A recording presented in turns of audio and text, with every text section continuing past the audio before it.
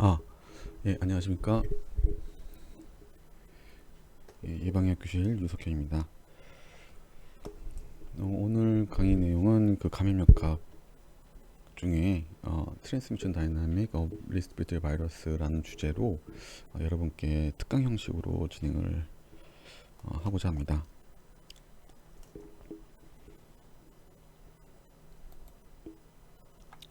저는 예방의학교실에 근무하고 있으며 질병관리청에서 책임연구원 그리고 경기도청에서 역학조사관으로 근무를 한 바 있습니다.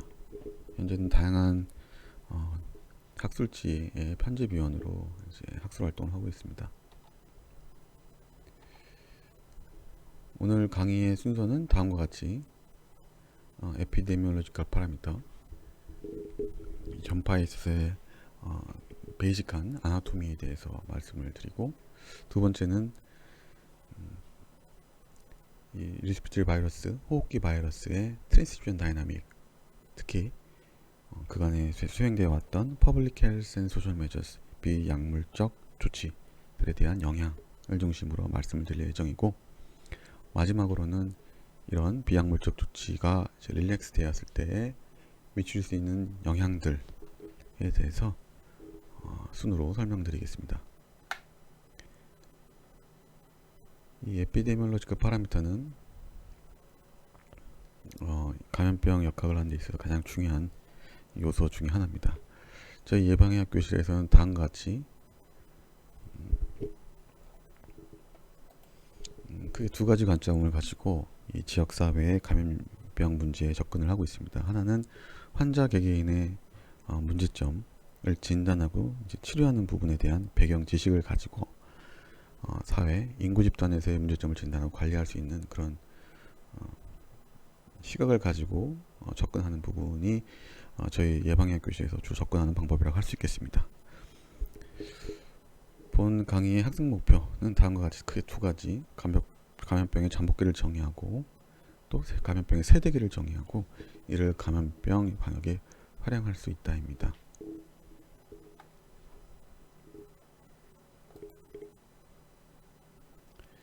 먼저 감염병의 잠복기는 다음과 같은 두 사람, 감염병을 이미 갖고 있고 감염병을 전파받게 될 임팩터 두 사람의 트랜스미션 페어가 있을 때 이 사람이 감염되고 나서 증상이 발현되기 전까지의 기간을 우리는 잠복기, 인큐베이션 피리어드라고 합니다. 그리고 임팩터에서의 증상 발현 시기부터 다음 임팩터의 증상 발현 시기, 이 사이의 시간이 시리얼 인터벌이 되겠습니다. 시리얼 인터벌은 전파 특성에 있어서 어떤 스피드를 나타내주는 하나의 요소라고 할 수 있겠습니다. 이 시리얼 인터벌은 이제 세대기라고 하죠. 그래서 이 정의는 잠복기는 감염된 후부터 증상이 발현되기 전까지의 시기를 인큐베이션 피리어드, 잠복기라고 하고, 세대기는 임팩터에서의 심텀 온셋, 증상 발현 일부터 그 감염을 받은 임팩티에서의 심텀 온셋, 이 사이를 우리가 사이 기간을 시리얼 인터벌이라고 합니다. 감염원, 피감염자가 되겠죠. 임팩터, 임팩티.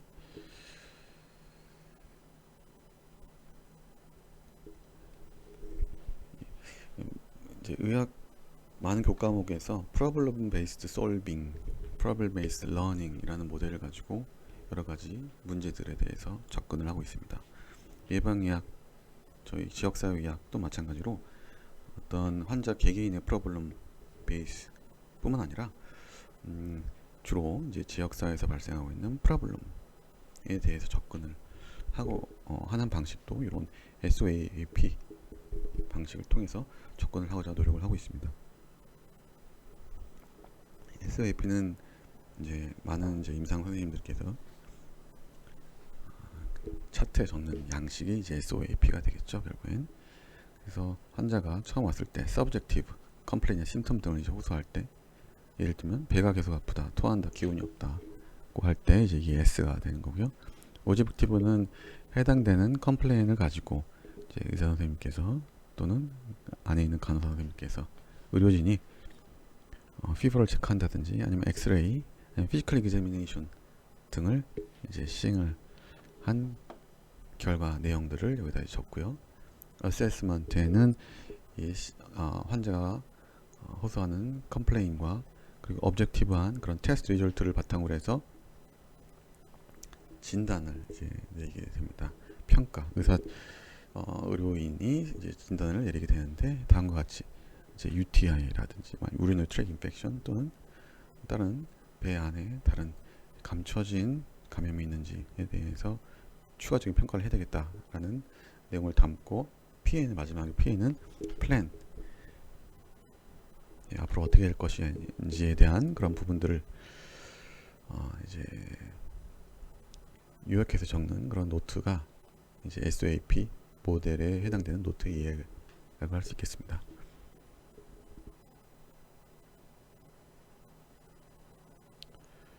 우리 코로나19 초반에 2020년 초기에 잠복기 2주가 맞냐라는 그런 논란이 여러 가지가 있었습니다.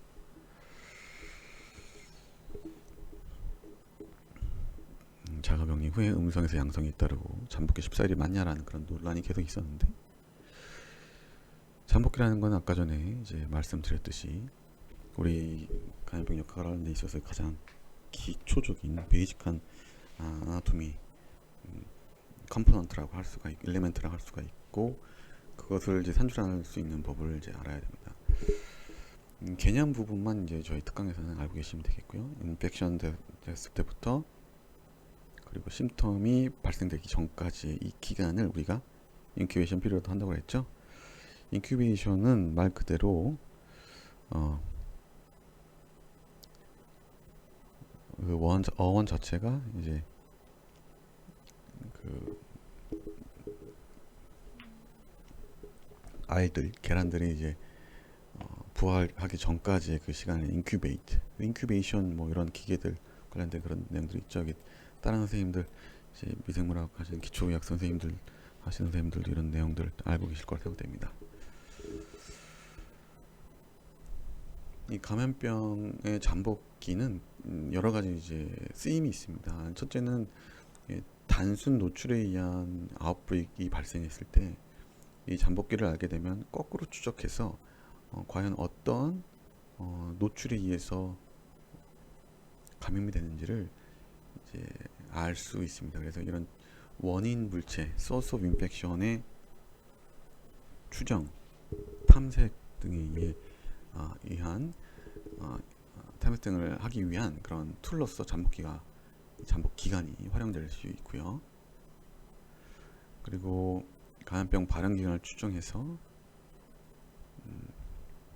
이 접촉자의 발현 기간을 추정해서 증상이 발현되기 전까지 아니면 어떤 특정 기간 동안 집에 가만히 계십시오, 다른 사람 만나러 가지 마십시오 라고 얘기할 수 있는 그런 검역 기간 선정에 활용이 됩니다. 잠복기의 분포는 일반적으로 오른쪽으로 꼬리가 길게 치우쳐져 있는 로그노말 디스트리뷰션을 보인다라고 우리 교과서에서는 언급을 하고 있습니다.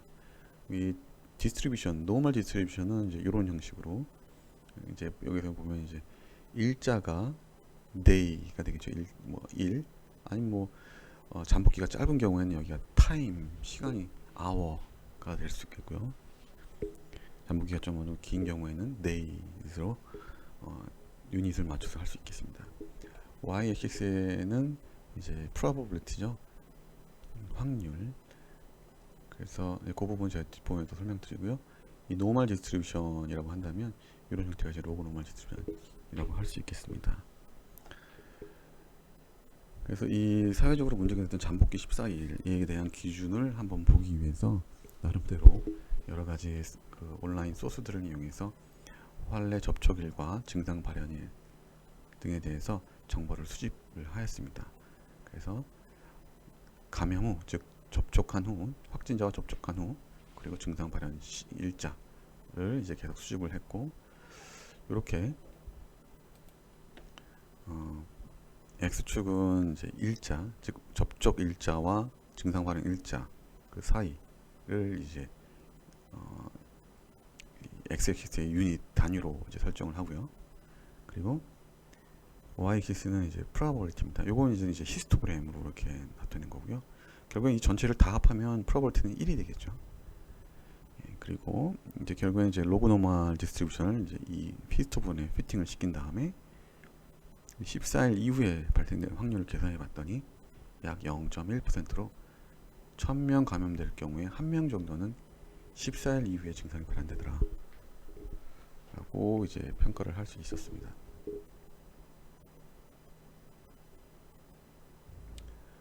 이건 이제 어떤 연령 성별 구분 없이 했던 거고요. 추가적으로 이런 성별, 연령, 또 시기별로 여러 번 이렇게 나눠서 비교를 해봐도 특이한 차이점은 없더라 라고 이제 논문으로 이제 분석을 한 바 있습니다. 출판을 했죠. 잠복기 2주 맞냐, 자가격리 2주 맞냐, 이 자가격리 그간에 했던 우리 코로나19 그간에 했던 내용들을 보면 굉장히 많은 비용들, 사회 경제적 비용들이 자가격리 인원 관리에 많은 부분이 소요가 됐죠.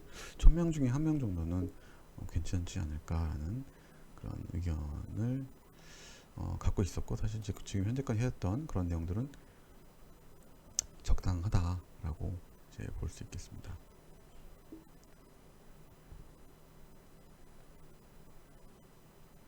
물론 이제 이 내용들은 2020년 초기에 해당되는 내용이고요. 지금 현재는 전혀 좀 다른 내용이죠. 왜냐면 이제 백신이나 여러 가지 다른 인터벤션들이 수행이 되면서 파마티컬 인터벤션들, 먹는 약이나 이런 것들이 개발되면서 자가격리 2주에 대한 실효성은 많이 떨어졌죠. 지금 현재는 1주 정도로 권고하고 있지만 이 정도도 저는 국가에서 공중보건 전략으로서 순차적으로 잘 개발해서 수행하고 있다고 생각을 하고 있습니다. 다음은 이제 세대기입니다. 세대기는 다음과 같이 인펙터, 감염 원으로부터 해서 심토 온셋부터 감염을 받은 사람에서의 심토 온셋, 이 사이의 시간을 우리가 시저 인터벌이라고 얘기를 했습니다.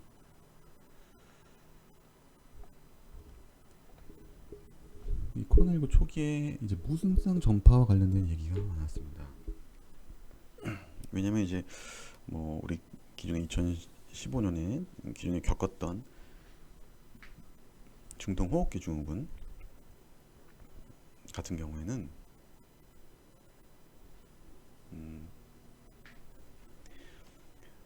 이 케이스 디피니션, 즉 환례로 정의할 때 항상 이 증상 여부가 들어가 있습니다. 증상이 있어야 환례로 정의해서 격리하고 검사하고, 증상이 없으면 전파가 될 경우의 수가 굉장히 적기 때문에 보통 이 증상용으로 환례, 아이솔레이션, 쿼런타인 등등을 정하게 되죠. 접촉자로 하더라도요, 확진자가 접촉을 했다고 하더라도 증상 유무가 케이스 디피니션이 굉장히 중요한 내용이었습니다. 이 코비드-19과 관련된 내용에 있어서도 이 무증상 전파에 대한 논란이 굉장히 많았고, 사실 대부분의 호흡기 감염병 같은 경우는 증상이 있어야 증상을 통해서 전파를 하는데, 요 사스코비2 같은 경우는 무증상 전파에 대한 내용들이 굉장히 초반에 있었죠. 세대기의 정의에 대해서는 이제 말씀을 드렸고, 그래서 다음과 같이 이제 여러 가지 언론 보도 자료나 뉴스 자료를 통해서 접촉자들에 대한 증상 발현일 정보들을 우리가 얻을 수 있었습니다.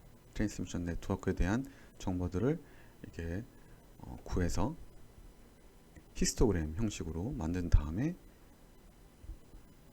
이 히스토그램에 가장 잘 피팅을 할 수 있는 디스트리뷰션 커브를 이제 피팅을 시켰습니다.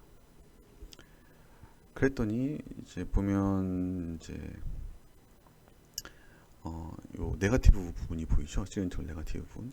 일단 이 기존에 우리 2020년 가장 처음 이제 코로나19와 관련된 논문이 나왔을 때 NEJM에는 시리얼 인터벌이 양의 수의 디스트리뷰션을 가는 것으로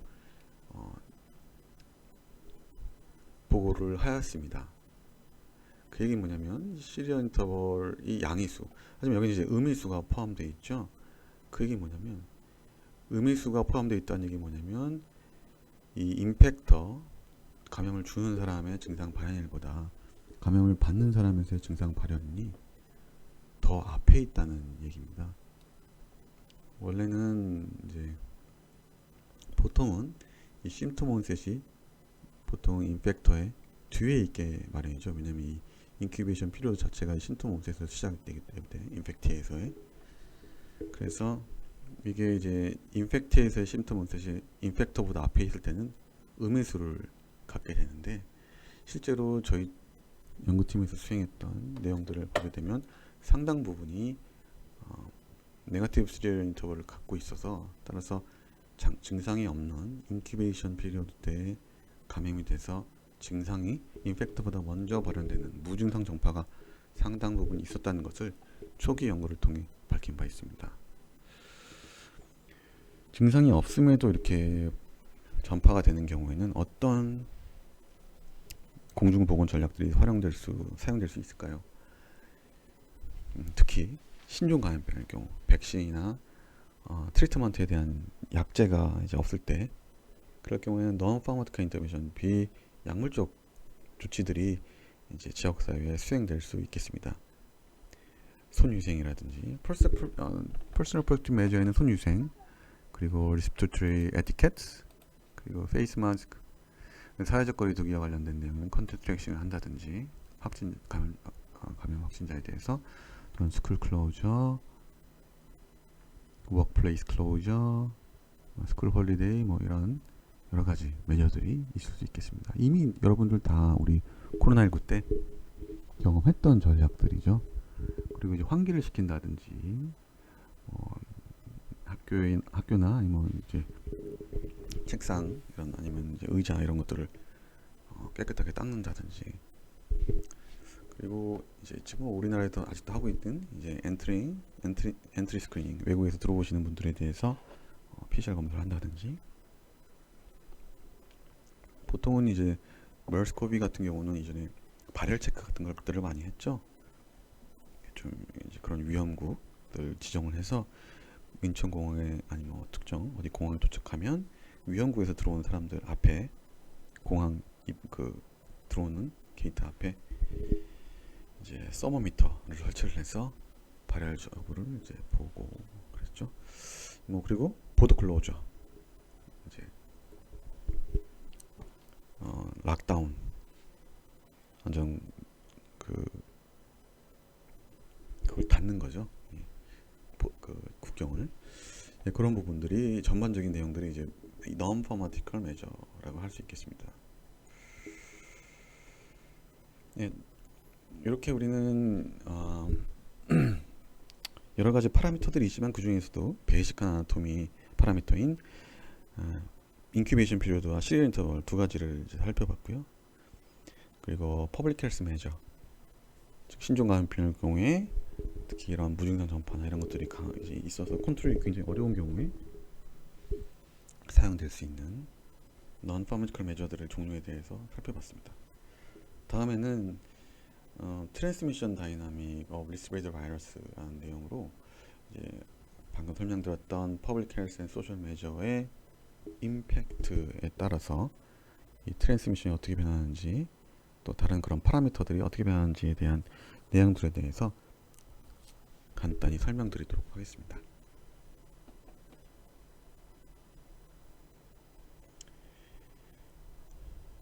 예, 먼저 이 좌측 상단에 있는 A 패널에 있는 그림은 아웃브레이크의 일자가 시작함에 따라서 환래의 수가 이제 이렇게 그려지는, 표현한 에피데믹 커브라고 할 수 있겠습니다. 그리고 위에 있는 것은 이제 트랜스미션 체인, 한 사람이 감염됐을 때 옆으로 어떻게 전파가 되는지를 이렇게 나타낸 거고요. 굉장히 그 인펙션 소스로부터 많은 사람들이 전파가 되는 양상을 보이고 있죠. 자, B는 우리가 기존에 많이 접해왔던 RT, 시간에 따라서 한 사람이 감염됐을 때 다 한 사람으로 평균적으로 몇 명 정도 감염시키는지에 대해서 일자별로 표현한 내용입니다. 미인값과 95% 신뢰 구간 값으로 표현을 했고요. 우측 상단에 있는 C 패널은 앞서 설명드렸던 시리얼 인터벌의 probability density curve입니다. 많은 경우가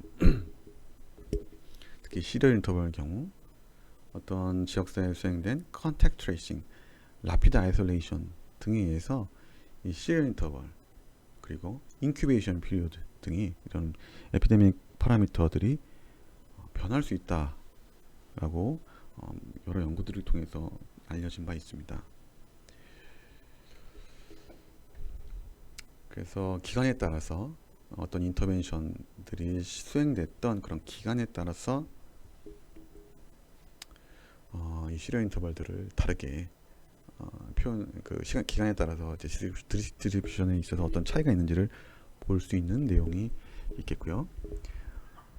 우측 하단에 있는 D 패널 내용은 디스트리뷰션 파라미터에 대한 내용입니다. 이 RT와 이 에피데믹 파라미터 시리얼 인터벌의 이 내용들은 사실은 이제 평균적인 내용들밖에 잡아내지 못하는데, 즉 뭐냐면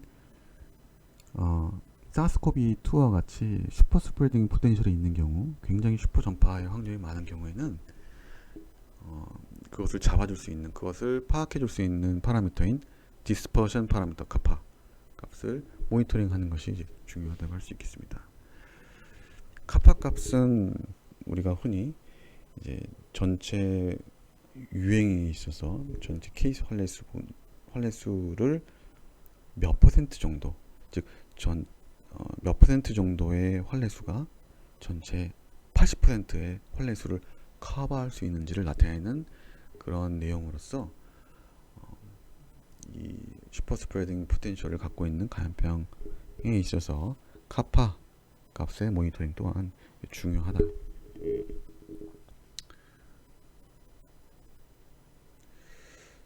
자, 그래서 RT에 대해서 좀 더 좀 살펴보도록 하겠습니다. 이전에 우리 이제 봄방학 관련돼서 이제 이런 학사 운영과 관련돼서 편의성을 위해서 봄방을 없애자. 봄방이 있어봐야 별 학사 운영이 있어도 이제 좀 어려움만 이제 가중되고 이런 것들 좀 없애서 좀 효율화하자라는 논의가 굉장히 있었던 걸로 제가 알고 있습니다.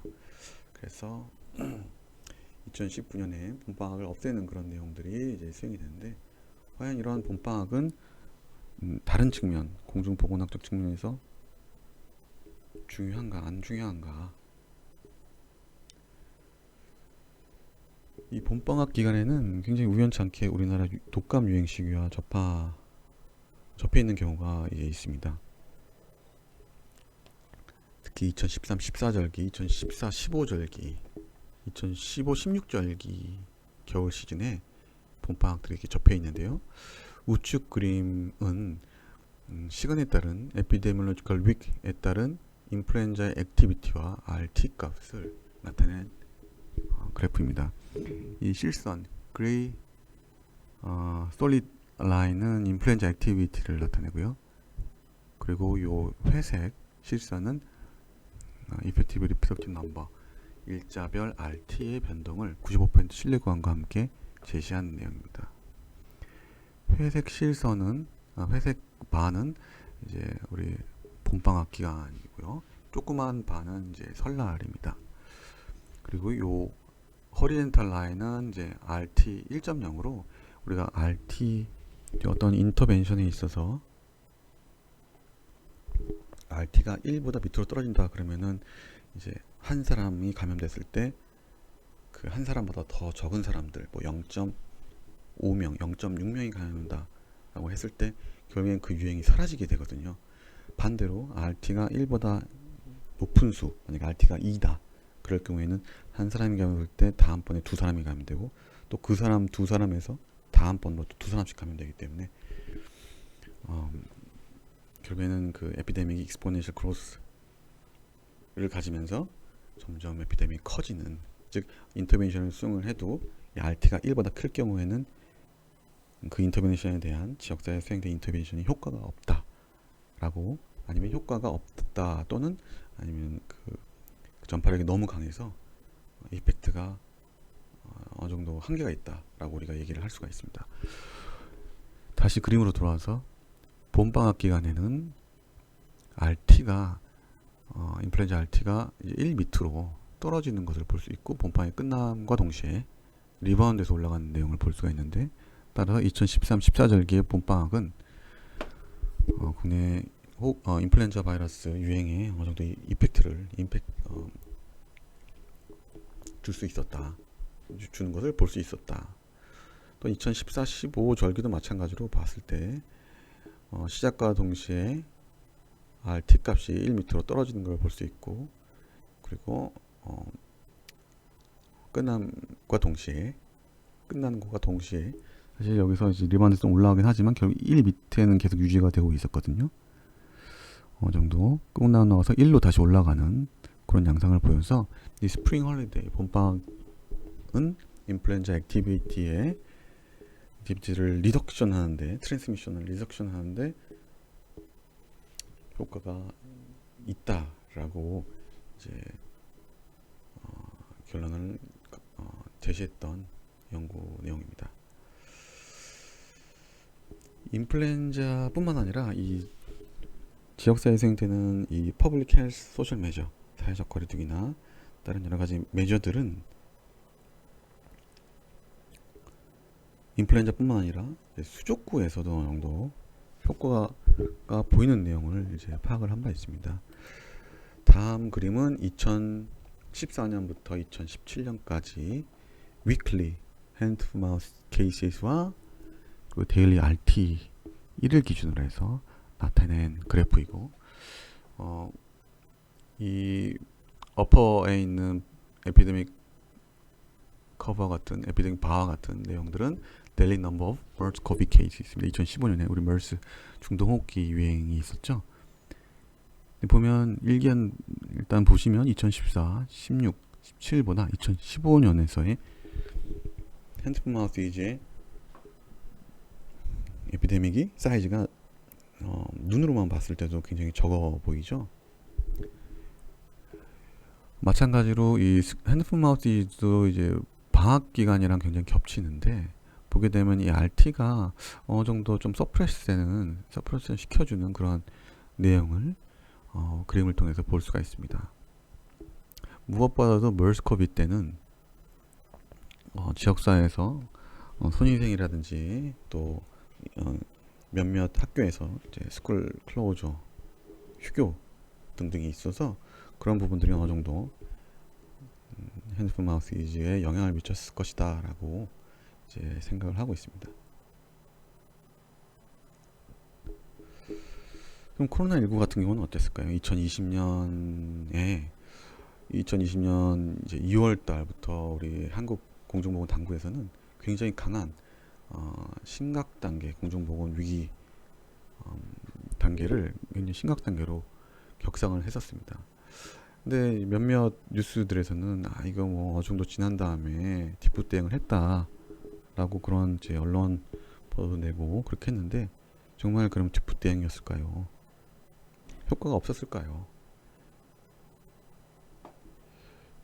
우측 그래프는 이제 2020년 초반에, 2020년 1월부터 2020년 4월까지 초반에 신천지 대유행이 발생했던 대구 경북 지역을 제외한 나머지 지역에 대해서 로컬 케이스와 또 해외 유입 사례, 임포티드 케이스 등을 수집한 에피데믹 커브이고요.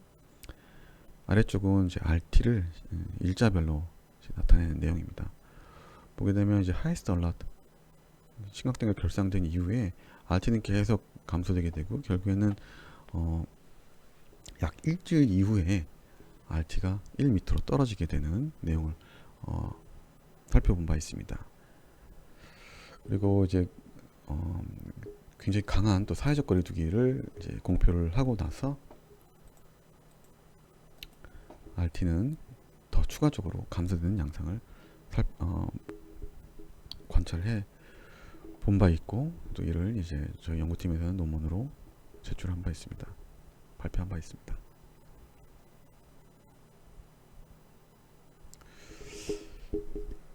다음은 이런 이제 강한 사회적 거리두기나 아니면 보도 클로저. 이거 보도 클로저 같은 경우는 이렇게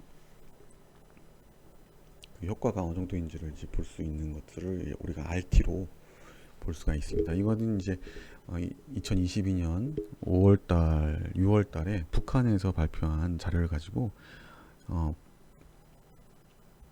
북한에서 그 강한 사회적 거리두기인 락다운을 시행하고 나서 과연 며칠 후에 1m로 떨어지느냐, 얘들이 잘 그 효과 있게 했느냐를 한번 평가를 해봤는데, 대략적으로 5일 이후에 1m로 떨어지고, 결국 이 락다운은 이 전파력을 약 11% 정도 저감시키는데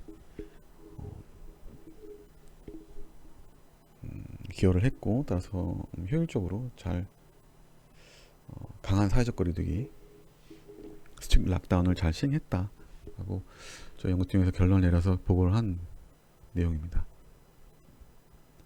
그럼 과연 이 소셜 디스턴싱, 퍼블릭 헬스 메저 이런 것들을 임플리멘테이션 시행했을 때는 이렇게 줄어드는데, 그러면 릴렉스 됐을 때, 임플리멘테이션 됐던 사회적 거리두기나 공중보호, 비약물적 공중보호 조치들을 이제 걷어냈을 때 사회적으로 어떤 변화가 있을 것인가.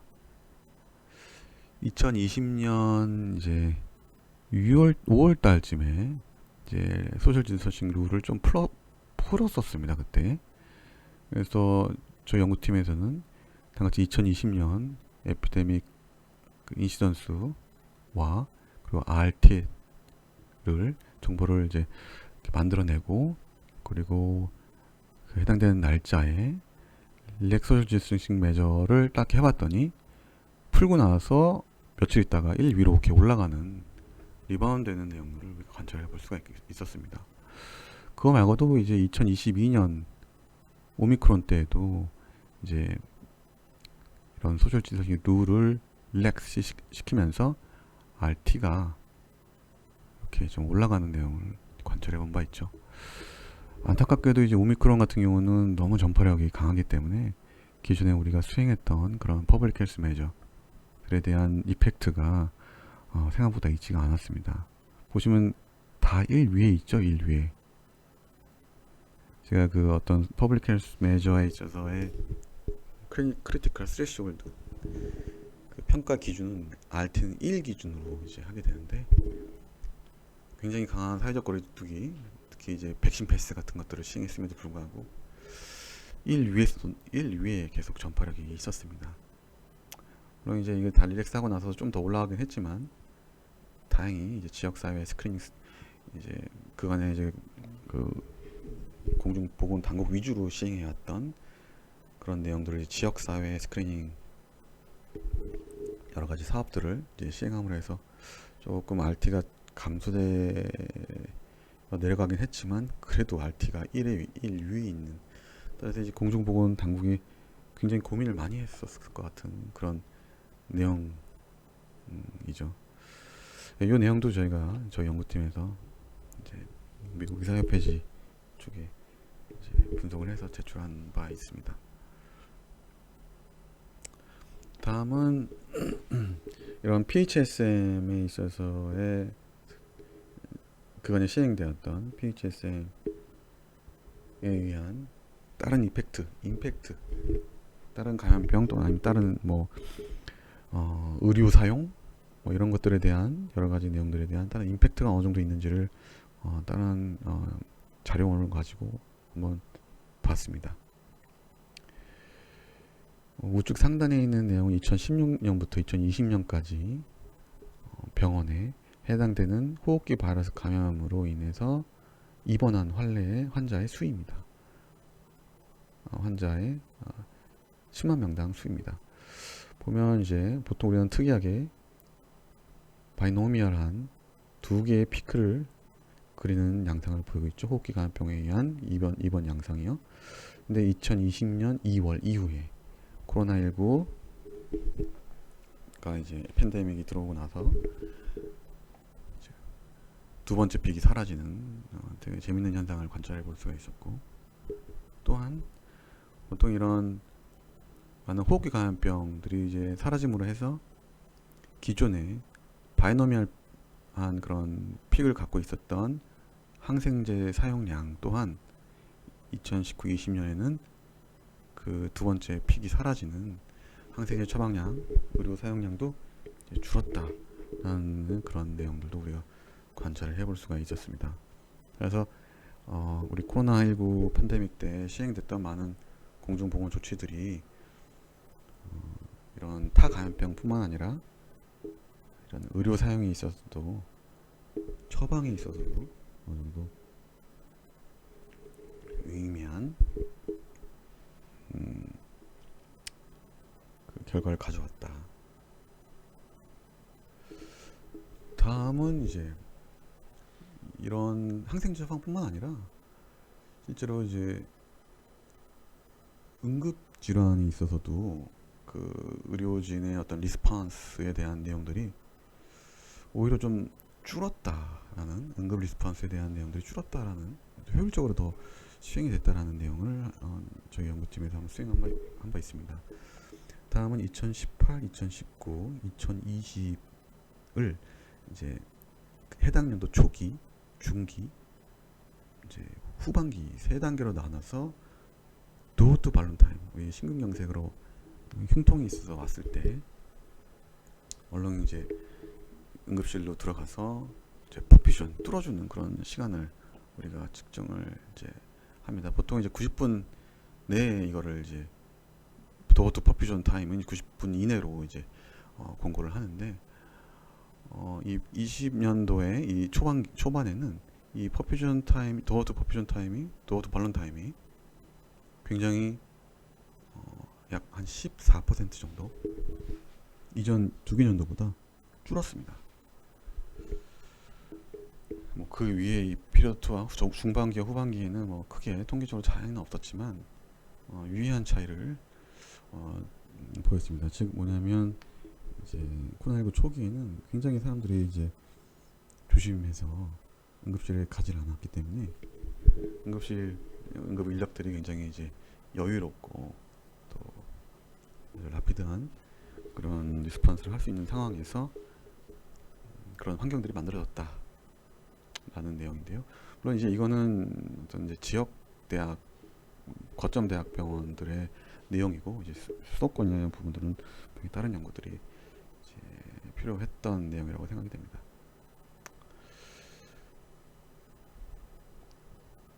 이거는 이제 아까 전에도 살짝 설명드리긴 했지만, 이제 이게 릴렉스 됐을 경우에 다른 감염병들은 어떻게 될 것인가. 이미 앞부분 코로나19에서 사스코비2의 감염병 2020년 자료를 통해서 사회적 거리 소셜 디스턴싱 룰을 좀 릴렉싱 했더니 전파력이 올라가는 걸 이제 보여준 바 있습니다. 다른 감염병 같은 건 어떨까? 다른 감염병 같은 경우는 이제 SIR 모델을 사용해서, 인플루엔자 같은 경우에는 그리고 2017부터 2024년까지의 인플루엔자 액티비티와 그리고 지역 인구 집단에서의 서셉터빌리티의 변화를 이제 보여준 그래프입니다. 2020, 2021년에는 이제 인플루엔자 유행이 없었기 때문에, 그리고 이제 그 백시네이션 레이시 이제 요 정도 될 것이다. 백시네이션이란 인구 집단에서의 서셉터빌리티가 이 정도 될 것이다라고 가정을 하고 연구를 수행하였습니다. 그랬을 경우에 2020년 후반기에는 지금 현재 어떤 백시네이션 캠페인이나 이런 것들이 활발하게 이루어지지 않았을 경우, 지금 형 상태를 유지했을 경우에는 약 3배에서 4배 정도, 2배에서 4배 정도 그 픽이 올라갈 것이다 예상을 한 바 있고, 액티브한 백시네이션 캠페인을 통해서 이 픽을 이 정도 낮출 수 있는 그런 노력이 있어야 되겠다라고 이제 연구를 수행한 바 있는데요. 이건 이제 다음 달 중순 정도에 이제 란셋에 나올 예정입니다. 란셋 글로벌 헬스. 예. 그 다음은 이제 요거는 이제 2010, 이것도 이제 핸드폰 마우스인데요. 이것도 아까 전에 이제 설명드렸듯이 위에는 위클리 핸드폰 마우스 케이스와 그 데일리 RT를 2018부터 2021년까지를 본 내용인데, 역시 핸드폰 마우스도 2020년, 2021년에는 없었죠.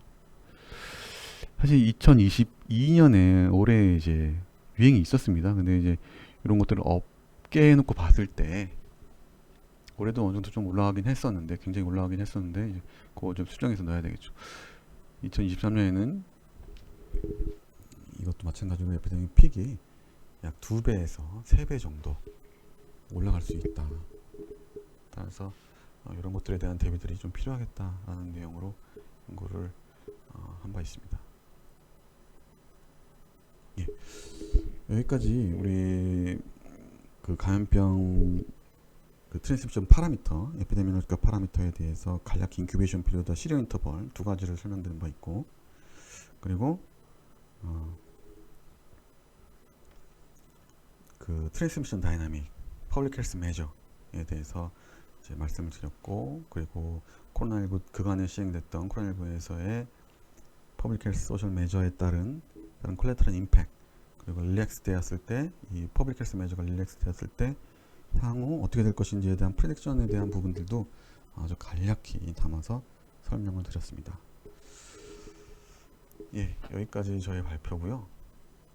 혹시 이제 선생님들 중에 지금 다 이제 랩 소속이 있으시겠지만, 뭐 이런 감염역학적인 연구 부분에 관심이 있다고 생각하시는 선생님들 계시면 저희 홈페이지에 오시면 저희 연락처가 있습니다. 여기 연락처가 있는데 저희 친구들한테 연락을 주셔도 되고, 저한테 연락을 주셔도 되고, 아니면 명고계약관 707호에 제 방이 있으니까 방문해 주시면 성심껏 상담 드리겠습니다. 예, 오늘 발표했던 자료들의 레퍼런스들입니다. 혹시 여러분 관심 있으신 선생님들 계시면 한번 살펴보시고요. 예, 감사합니다.